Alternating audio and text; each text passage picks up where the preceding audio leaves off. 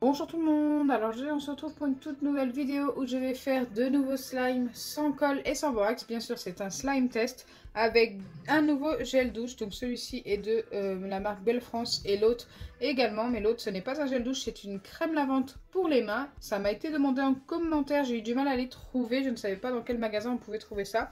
Et je vais les tester aujourd'hui avec du sel, je les retesterai dans la semaine avec du sucre en poudre. Donc écoutez, c'est parti!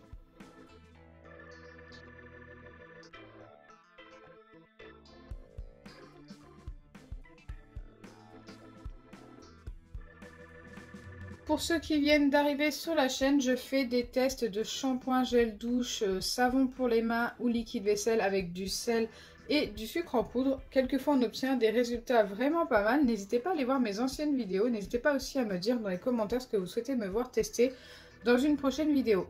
Mais avant de commencer, n'hésitez pas à liker et partager. N'hésitez pas à vous abonner si ce n'est pas encore fait et à activer la cloche des notifications. Et merci pour tous les nouveaux qui sont arrivés sur la chaîne. Vous êtes super nombreux en ce moment. Allez, c'est parti. Je commence par mettre mon gel douche d'un côté et ma crème lavante pour les mains de l'autre. Donc déjà, le gel douche est très liquide. On va voir pour la crème lavante. Alors, la crème lavante, elle, est un peu plus épaisse quand même.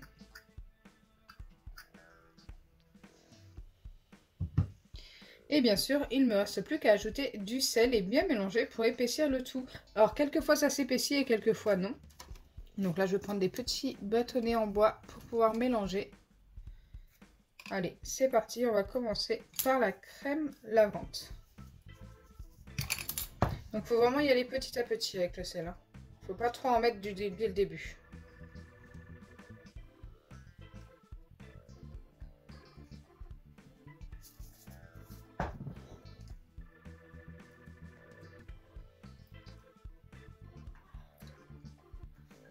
Alors, ça a l'air de s'épaissir. Là, j'en ai mis environ 2 pincées.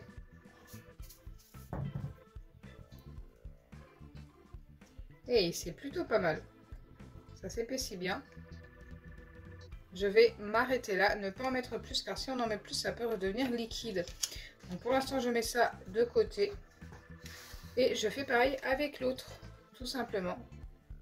Et ensuite, je viendrai les mettre au congélateur. Donc au congélateur, c'est 15 minutes. Et ensuite, 5 minutes à l'air libre, mais boîte fermée.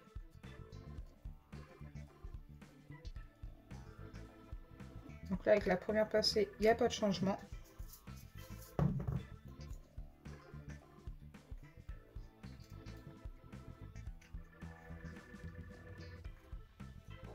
Ça s'est un petit peu épaissi avec la deuxième pincée, mais c'est pas flagrant.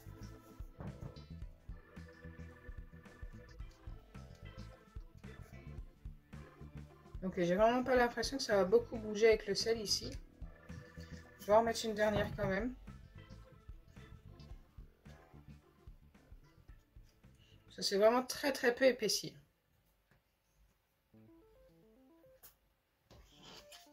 Par contre, ils sont très bons ce gel douche. Donc voilà, là j'ai fini de préparer les deux slimes. En tous les cas, j'espère que ce sera du slime. Si on obtient du slime, ce sera comme un baril slime. On pourra seulement jouer avec sur le plan de travail. Ce n'est pas comme avec le sucre en poudre. Avec le sucre en poudre, on peut l'étirer comme un vrai slime. Donc là, je viens mettre ça 15 minutes au congélateur. Et ensuite, je reviendrai. Je poserai mes slimes comme ceci. Et j'attendrai 5 minutes de plus après le congélateur. Donc c'est parti. À tout de suite.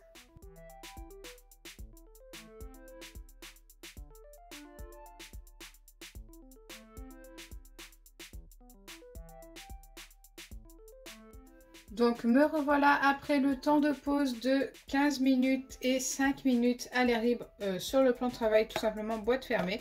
Et c'est parti, je vais commencer par vérifier le gel douche, si je ne me trompe pas.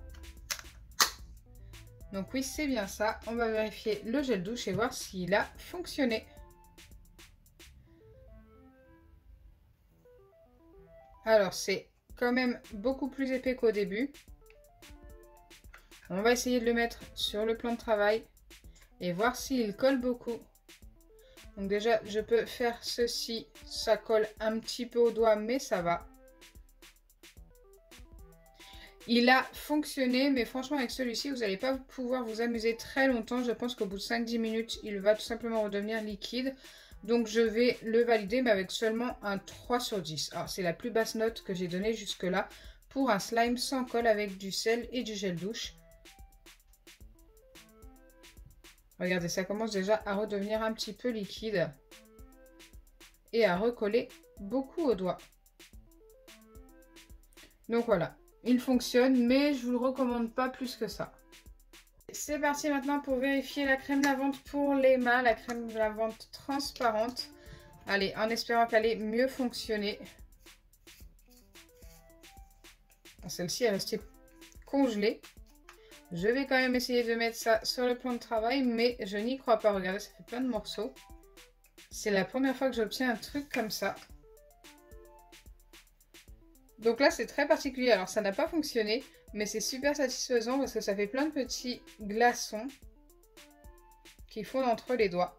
Donc celle-ci, je ne vais pas la valider. Comme vous pouvez le voir, c'est beaucoup trop liquide. Regardez. Je peux pas faire grand-chose avec. Mais par contre, c'est super satisfaisant parce que c'est plein de petits glaçons jusqu'à que ça fonde en fait. La texture est très bizarre. Donc voilà, pour le gel lavant, c'est un fail, donc celui-ci. Donc la crème lavante, pardon, pas gel lavant. Et pourtant, c'était le plus épais tout à l'heure.